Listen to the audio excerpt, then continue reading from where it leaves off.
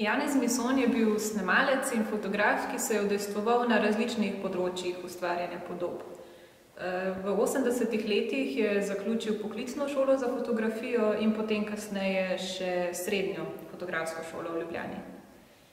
S fotografijo se je sicer ukvarjal predvsem poklicno, večinoma kot fotograf dogodkov, še več pa se je ukvarjal z gibljivo sliko. Bil je namreč, do svoje smrti je bil zaposlen kot kamerman in snemalec na RTV Slovenija in bil je še posebej znan po svojem spretnem kadriranju tako športnih kot kulturnih dogodkov, čeprav je bil mogoče bolj znan po športnih dogodkih.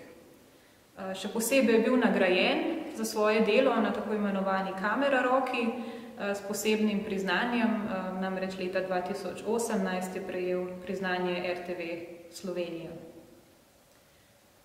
V njegovi avtorski fotografski praksi pa ravno Škofja Loka in njena ožja okolica predstavljata njegov osrednji motiv in sta mu bili tudi v največji navdih. Na razstavi so tako predstavljene nekatere najbolj ikonične podobe mesta Škofja Loka, ki krasijo številne publikacije, svoje mesto pa so našle tudi na razglednicah. V zgodnjih 90-ih letih pa je Škofjo Loko preletel s motornim zvajem dvosedom in jo posnel še iz ptičje perspektive.